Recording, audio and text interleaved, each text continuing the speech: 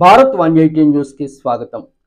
తూర్పుగోదావరి జిల్లా బిక్కవోలులో ప్రాచీన గోలింగేశ్వర దేవాలయంలో సుబ్రహ్మణ్యేశ్వర స్వామి షష్ఠి వేడుకలు ఘనంగా ప్రారంభమయ్యాయి.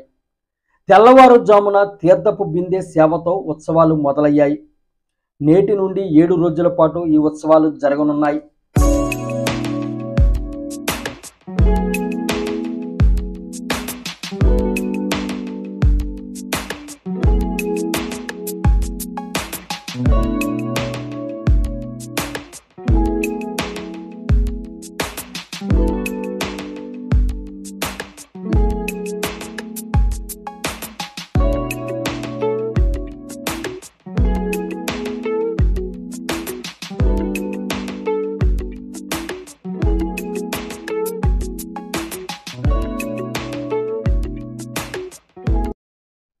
స్వామివారికి గోదావరి జలాలతో అభిషేకం చేసి స్వామివారిని పూలతో సుందరంగా అలంకరించి ప్రత్యేక పూజలు నిర్వహించారు.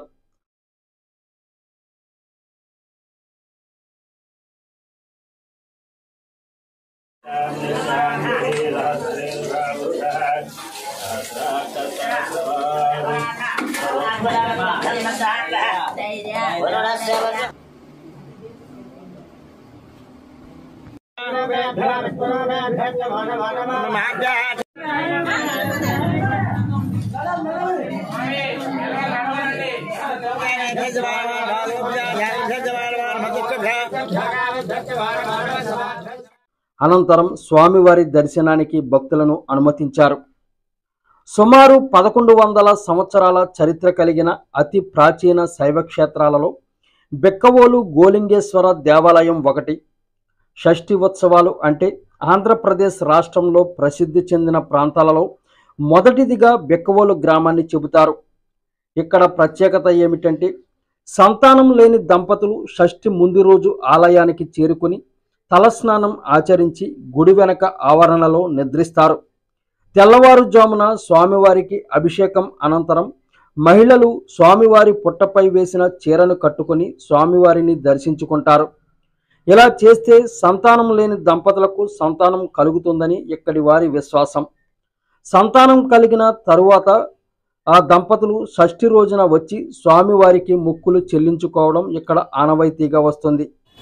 బిక్కవోలు మనకి తూర్పుగోదావరి జిల్లా. ఈ దేవాలయం మనకి తూర్పు చాళుక్యుల కాలం నాటిగా చారిత్రాత్మకంగా తెలుస్తోంది. ఇది 8-9 శతాబ్దం మధ్యలోది.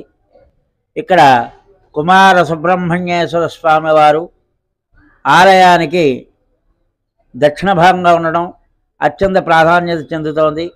గర్భాలయంలో స్వామివారికి ఎడమ భాగంలో స్వయంభవంగా వెలిసినటువంటి పుట్ట ఇప్పటికీ వెలిసి ఉంది. ఈ పుట్ట వెలిసి 300 సంవత్సరాల పైగా అవుతోంది. ఇప్పటికీ కూడా స్వామి భక్తులకి సందర్శనార్థము సర్పరూపేణ దర్శనం అవుతూ ఉంటారు. ఆలయ ప్రాంగణంలో తిరుగుతూ ఉంటారు.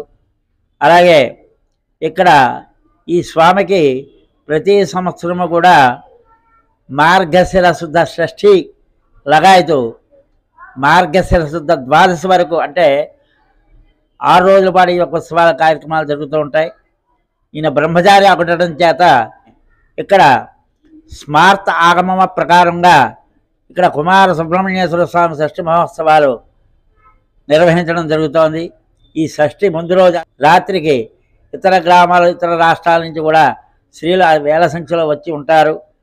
సంతానం కొరకు వచ్చినటువంటి స్త్రీలందరూ కూడా నాగుల చీర అనేది తెచ్చుకుని స్వామివారి తీర్థబింది సేవ అయిన వెంటనే ఈ యొక్క చీరని ఆ స్వయంభవంగా వెలిసినటువంటి పుట్టమే పెట్టి మళ్ళీ ప్రసాదంగా తీసుకుంటారు. తీసుకుని ధరించి ఆలయం వెనక భాగంలో పొళ్ళు దండాలుగా పడుకుని ఉంటారు.